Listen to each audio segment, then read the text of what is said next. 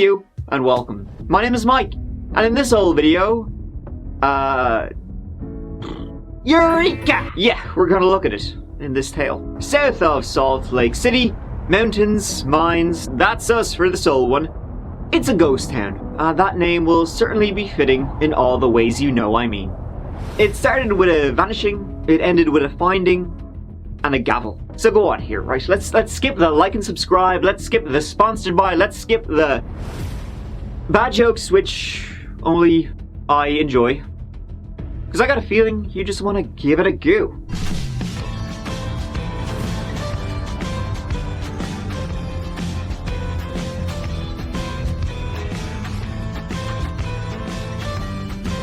If you were to drive about an hour 20 south of Salt Lake City, now that I think about it, actually, that's another old haunt of ours, you would find yourself in rocky desert country. And you would say to yourself, I have found it. In Greek. So that'd be Eureka. What have you found? Beside rocks. I don't know, it beats me. No, well, what you actually would find yourself in is mining country. So, yeah, actually, rocks. Baby, you know it's gold and silver though, right? Cha-ching. Eureka was founded in 1870, founded as a mining town, and today the landscape is littered with them. Mines. At its height in the late 19th century, over 5,000 people lived and worked in the area. But over time, the mines produced less and less and dipped after World War I, dipping again during the Depression, and by the 50s, it was more or less finished. Today, it's home to around 600 people, the majority over 65 years old. Not a whole lot happening these days in old Eureka. But Eureka, the Pearl of Utah, right, was home to two people we're going to talk about today. You got Riley Powell, and you got Breezy Otteson. Eureka is certainly a place where family would know each other going back decades, and Riley and Breezy were no different. In December 2017, Riley and Breezy had been dating each other about 4 months, and they were mad about each other. Riley was born in April 1999. These are both kids. He was born in Provo, not a tree far away, and he had two sisters. An adventurous sort. Well, hey, hard not to be. You know, it's an area for that sort of thing, always looking to be explored. He loved off-roading, drag racing, and was always looking to see what was over the next hill. And he had big heart, and looked out for those around him. Brillian went by Breezy, which was a fitting name for someone with a larger-than-life personality. She was born in January 2000 in Salt Lake, but unfortunately her mother passed away in 2011. But she found love with Riley as he did with her, and they found stability in each other. And guess what? Our story begins at a time of celebrate good times. Come on. It was 2 days before New Year's Eve, and the weather in that part of the world at that time of year, it's cold. Cold in winter, that's a new one. The snow pours on, but during the festive season, that won't stop you. It was on the 29th of December 2017 that the pair were in Riley's Jeep, driving for a wee bit. It was from Provo they were driving, stopping off in Tooele to give a what's up to Breezy's family and a Merry Christmas, Happy New Year, presents, all the hits, all the good ones, doing the rounds as many do that time of year. They stopped off in Tooele before heading back to Eureka, where they both, Riley and Breezy, lived together with Riley's granddad. And it was during that 1 hour drive through that desert that Riley and Breezy simply fell off the map.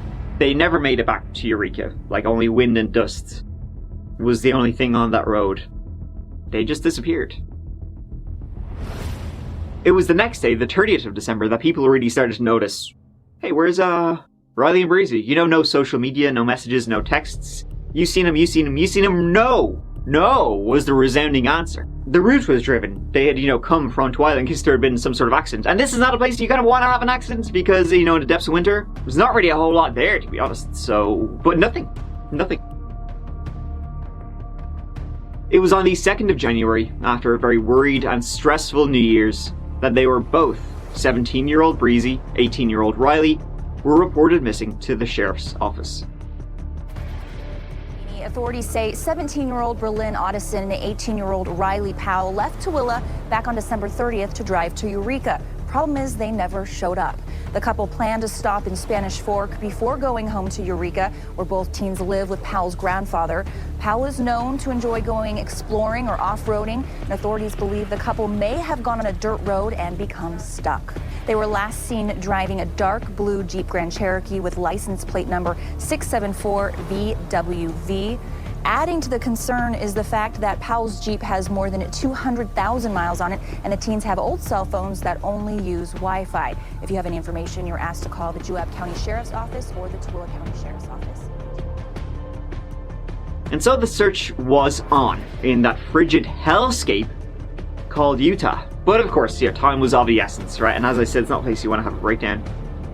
And if they did go off-road, there's a lot of off-road.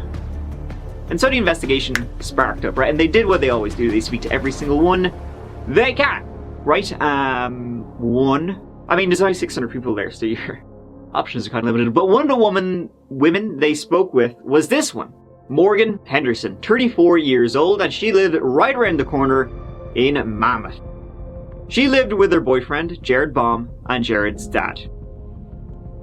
Her, initial idea about what could have happened, maybe Mexican drug dealers got him or something, which was a bit odd, but okay. The authorities learned a little bit more though from going through the devices he left behind, right? They ended up finding his Facebook messages, and they could see he had actually been messaging somebody. Riley had been messaging somebody the day he disappeared on Facebook. He'd been messaging a woman named Morgan Henderson. In fact, it seemed like the plan had been for both Riley and Breezy to pop into Morgan on their way home. It would have been just along the road. So the police went to have a bit of a chin wag, and wag they did. Morgan would later say, her story changed, because of course it does, that Riley and Breezy popped in. They had a bit of a puff pass. You know what's up.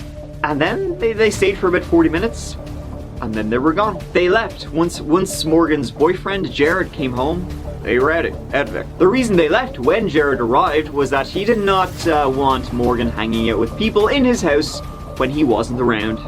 And hanging out with men when he wasn't around? Are you fucking kidding me? Well, somewhere in Utah's West Desert, two teenagers vanished without a trace just before New Year's Eve. What happened to Breezy Otteson and Riley Powell? Well, that question has volunteers now going 1,000 feet under the surface of the earth in hopes of finding out. And up you go. Okay. Sad that we didn't find them down there. We know for certain now. Riley and Breezy were not there. I'm Riley's dad. I don't care about anything else. I just want the kids found. Searching, it'll be 90 days tomorrow. Holding out hope. One thing I know is that she wanted to be loved. And through all of this, just know, Breezy, you're loved. It was on the 11th that Riley's Jeep was found. It was a helicopter that managed to snag it, and it looked in poor shape. Both tires on the passenger side had been punctured, and the way they were, they could tell the car hadn't been moving when the tires had been punctured. And also, all the windows were down. So what does that tell you? Well, it tells you that there was no accident. There was nothing, though, found inside. In fact, staged would be the word that would come up. The Jeep had been sort of covered, as if someone wanted to hide it. And it was found 40 minutes from Eureka, in a sort of reservoir. Cherry Creek, they call it. Oh, they'll soon be calling it Cherry Desert. And still the search continued, though, as the Jeep gave them not a whole lot. Braylon Otteson and Riley Powell were last seen leaving Tooele on their way home to Eureka. Their Jeep was found partially hidden in some trees about a mile south of Cherry Creek Reservoir. Police say that they now believe the Jeep was dropped there intentionally and not by the two missing teens. One thing they did locate, though, on the Jeep was a camouflaged tow strap. The Jeep had been towed to where it was, so that kind of, it gives you a clue as to how it got there.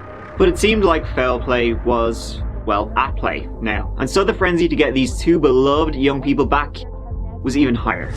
The families were there every single day. Except Riley's mother, though. She doesn't really get into the whole thing too much. They were estranged. Riley was brought up by his granddad. Apparently, bit of...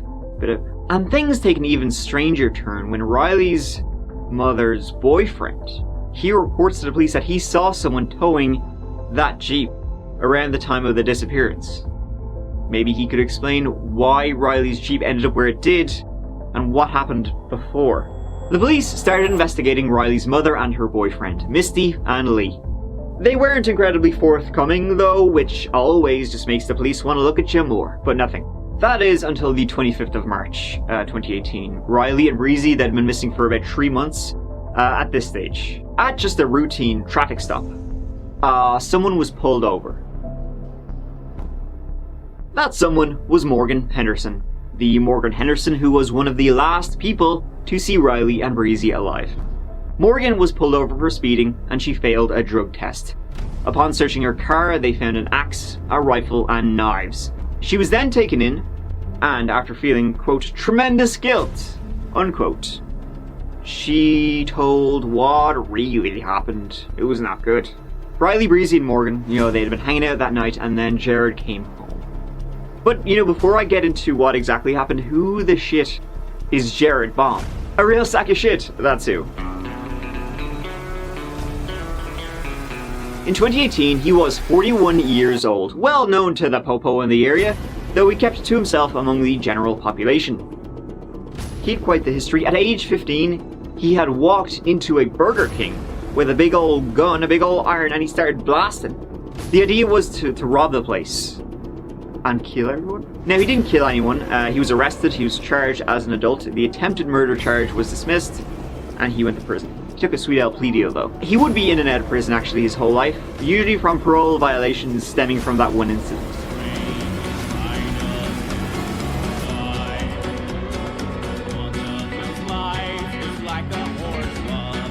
He had quite a few tattoos. This picture here tells you really all you need to know about how much he sucks ass. He has a lot of tattoos. Well, obviously the swastika, Iron Cross, a lot of Nordic tattoos, and get this, apparently he practices Odinism. Like some, ancient Norse religion. As usual, the religion itself is very old and it's not racist at all. But then of course Nazis come along and they fucking ruin everything. Jerrod and Morgan would do rituals, drawing runes and symbols in blood, which investigators would come to believe was his attempt to control her. But out of all this weird shit, one thing that really concerned Morgan, and again later investigators, was that he had a lot of tattoos of headstones with initials in them. Morgan thought they were previous victims. Serial killer, fuck's sake. We can't do anything for it. So when he came home that December night, and boy oh boy did he come home, he found Riley and Breezy with Morgan and he was none too pleased, telling her, I told you you couldn't have any guy friends. He then bound both Riley and Breezy, hands, feet, and duct taped them, and placed them in the back of Riley's truck. Then Jerrod, with Morgan in the passenger seat, not having a clue what was going on, they all drove. Jerrod was joking and smiling the entire time. They eventually arrived at the Tintic mine.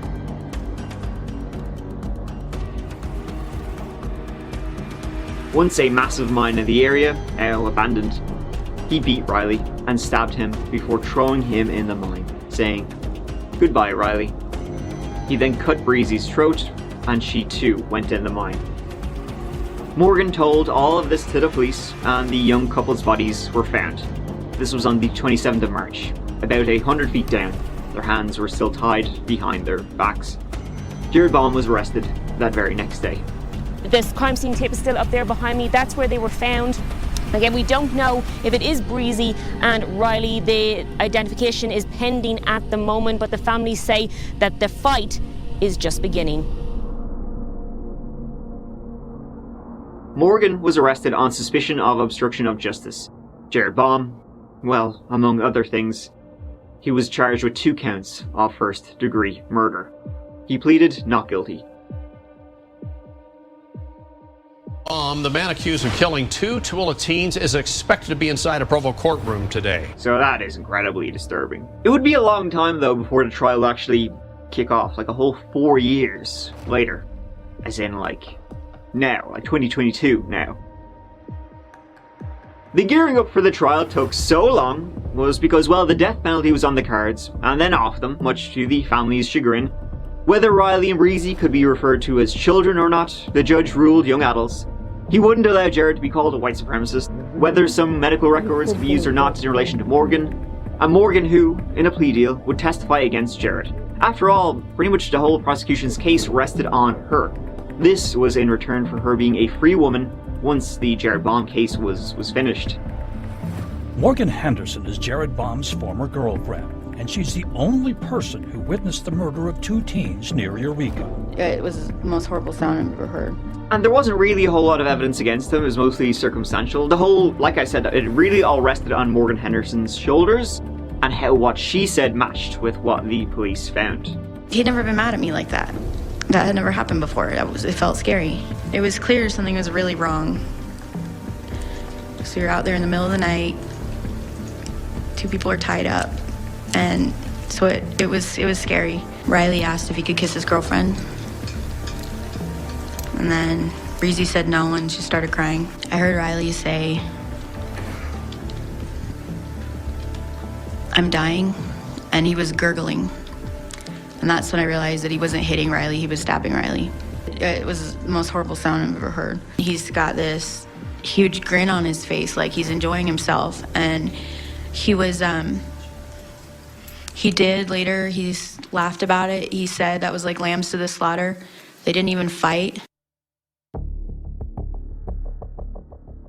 The trial would last a month. It was an emotional day for the families of Breezy and Riley. It's been more than 4 years since their deaths, and their families say it's taken too long for this trial to happen. The first witness to take the stand, Morgan Lewis. She was Baum's girlfriend at the time of Riley and Breezy's deaths. How did he kill Riley? He stabbed him. How did he kill Breezy? He cut her throat. What did he do with their bodies? He threw them in a mine. How do you know this is what happened? Because I saw it. Lewis says she told police what happened on her own. I wanted them to know what happened. I wanted them to know where Riley and Breezy were. The police had come and raided our house and left and didn't find anything, so they moved on. Like, he got away with it, and I was not okay with that. And I felt a lot of guilt and shame. Jerrod's defense went with, Morgan is where you're getting this whole spiel from. What, you gonna believe her? Come on. They said she couldn't distinguish reality from hallucinations, that she had schizoaffective disorder, bipolar disorder, and depression, but wasn't taking any medication. Baum denied he murdered the teens, and through court documents, his attorney claimed it was Henderson and an unnamed friend who murdered the teens. Henderson's own sister claimed both murdered the 2 teens. As for a possible motive, friends told the detective Baum was angry. You said that Riley raped Morgan? Henderson refused to answer questions from the defense, who are seeking to learn more about her involvement. She had also received, in the past, shock therapy for depression, which they said affected her memory. That actually could be true. And she used mushrooms, allegedly, all the time. That was their whole gambit, just trying to discredit her. But at the end of the day, the biggest thing against Morgan was that she broke Jerrod's rules. That's why the prosecution said Jerrod brutally murdered 2 innocent kids. Morgan said she saw Jerrod stab Riley in the groin, in the chest, in the head, in the throat, in the face. Riley started to gurgle. He said, "I'm dying." Was there a dominant one in the relationship? And he said, yeah, Morgan. Also noteworthy, so that somebody who doesn't have any sort of interest in the outcome said, no, Morgan was the one that was the dominant one in that relationship. It took 3 days of deliberations before the jury returned its verdict. State of Utah versus Jerrod William Baum. We, the jury in the above entitled case, unanimously find, beyond a reasonable doubt, that the defendant, Jerrod William Baum, is, count 1, guilty of aggravated murder. Count 2, guilty of aggravated murder. Count 3, guilty of aggravated kidnapping. Count 4, guilty of aggravated kidnapping. Count 5, guilty